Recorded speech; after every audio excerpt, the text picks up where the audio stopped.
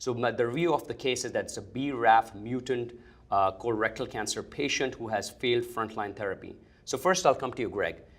Can you just tell us about the importance of genomic testing in colorectal cancer? Yeah, so genomic testing has become standard of care for metastatic colon cancer, and NCCN guidelines now recommend that all metastatic colon cancer patients are tested for KRAS, NRAS, and BRAF-V600E.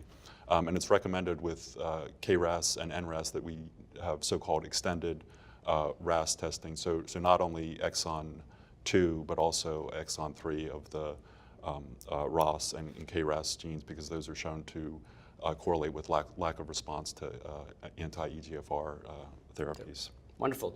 So Richard, tell me, so do you test your patients, just as Greg said, do you test your patients when the frontline metastatic colorectal cancer patient comes to you? What all do you tend to test for? So any patient who's diagnosed with advanced colorectal cancer, I think molecular profiling is a must, and it's recommended by NCCN, by ASCO guideline.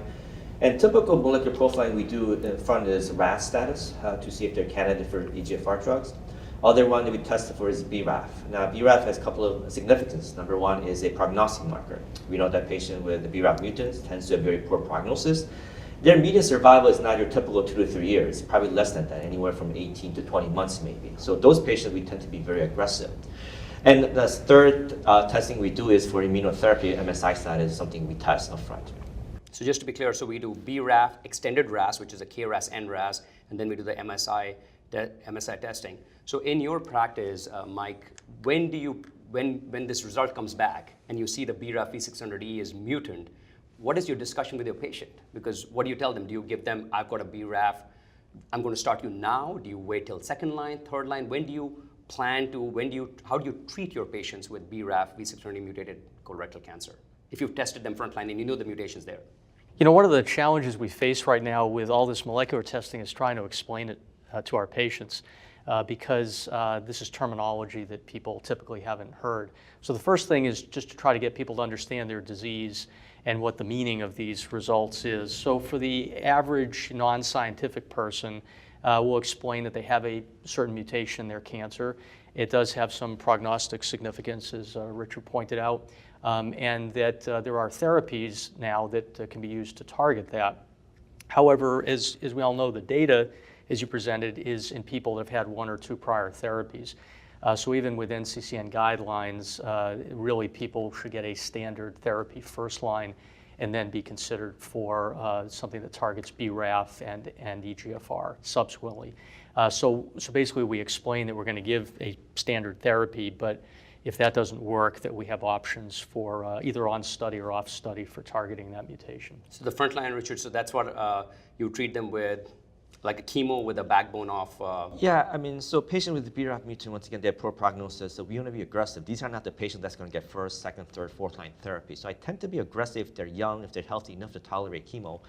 You know, based on the TRIBE study, I would technically go with FOLFOXIRI plus bevacizumab. It would be my first line choice, assuming they're able to tolerate it. Then, you know, once they fail that, like Mike said, that's when you would try to bring in some of the BRAF inhibitors plus EGFR drug. Once again, this, the data that you just presented show the response rate 48%, but if you just look at the patient who actually progressed after 1 line of therapy, the response rate is actually higher at 60%. So second line 60% response is pretty high.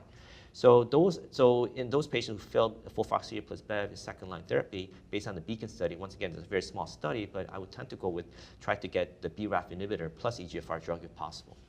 And then right now, Mike, you talked about the NCCN guidelines. So the way I understand is that the NCCN guidelines, it has been incorporated into NCCN guidelines? Yeah, really based on the SWOG data. So NCCN guidelines really talk about using the combination that was used in that study, the irinotecan cetuximab and vemurafenib. Obviously, we eagerly await the results of the combination of encorafenib and binimetinib and anti-EGFR therapy to see, you know, what the future may bring for these patients. But right now, what, you know, is the challenge is always the insurance and whether insurance will cover these off-label uses. But I think we have a stronger case since the SWOG trial, randomized trial, was actually reported out. So what we're saying is it's not FDA approved, but it is part of the NCCN guidelines. Is that right?